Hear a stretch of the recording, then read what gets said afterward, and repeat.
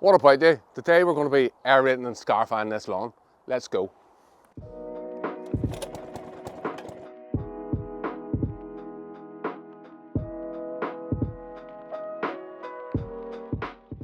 We aerate lawns to let the air down into the soil and encourage deeper roots to get down into the soil. That is the main reason for doing aeration. Now, whenever we do the hollow core as well, it pulls out some thatch. So if you look on this, you can see this layer here, this is thatch. A little bit of thatch is always healthy to have on your lawn. You want to have some amount of thatch, but whenever you get a lot of thatch, then it becomes a barrier layer and air, water and light can't pass down through it. So regular aeration is really good, just at helping keeping your soil profile open. You can see the roots there getting right down to the bottom of that core.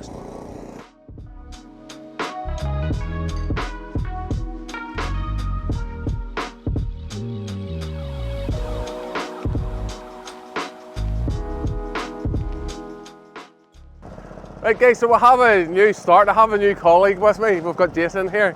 So you're going to be seeing Jason in a lot more of the videos, but Jason's doing the aerating today. Now, the wheels in this machine were getting all bogged up, and he came up with a pretty good solution to fix it. So,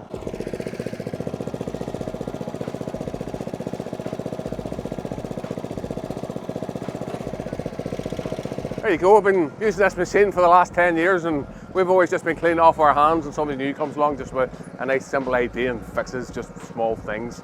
Definitely a keeper. Hi, my name's Jason. If you're enjoying this video, don't forget to smash that like button and subscribe for more content. And then our next step is scarification. We do that because the scarifying pulls the moss and the thatch out of the lawn.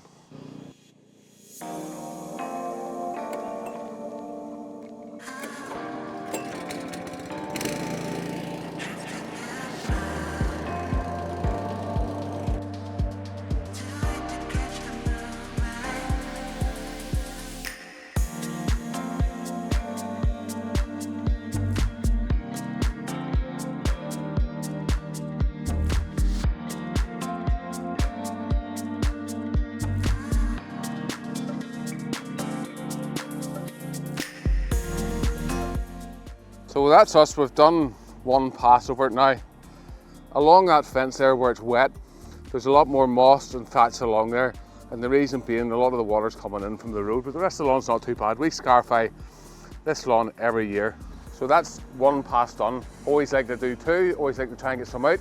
Now we are getting quite far into the season now. The scarifying was very slow to start this year, just because March was so bad, the weather was so bad, we didn't do any scarifying at all in March. So we're only really starting into it now, but we're getting into the middle of April. So I don't want to be too hard on the grass. So I'm going to do my second pass now. I'm just going to cut across.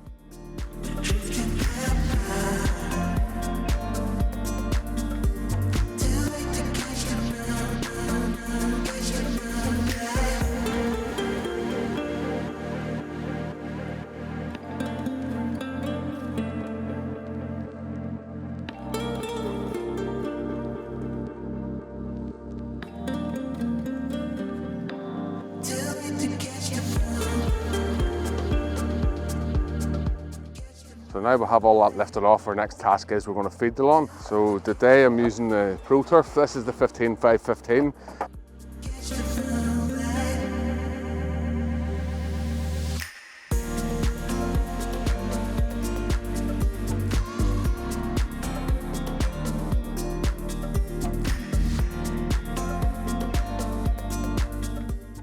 So out of this one I haven't got that much waste. We've only 3 or 4 bags. And our next task then is we're going to put on the iron. Now, a lot of people ask me about the iron, so I always just say find the cheapest soluble iron you can. You can get different irons, you can get irons that aren't soluble. We'll just pour that straight into the sprayer and it just mixes up instantly. If you buy one that's not soluble, then it's going to obviously block up your sprayer, so always be mindful of that.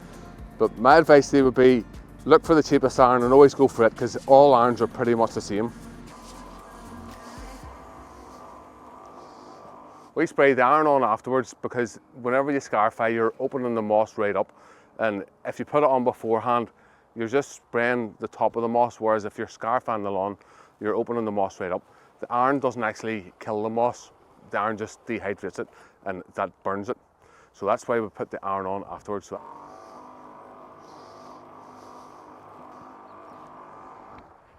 if you want to find out everything there is to scarify your lawn from start to finish, tips from the pro, watch this video next and I'll see you over there now.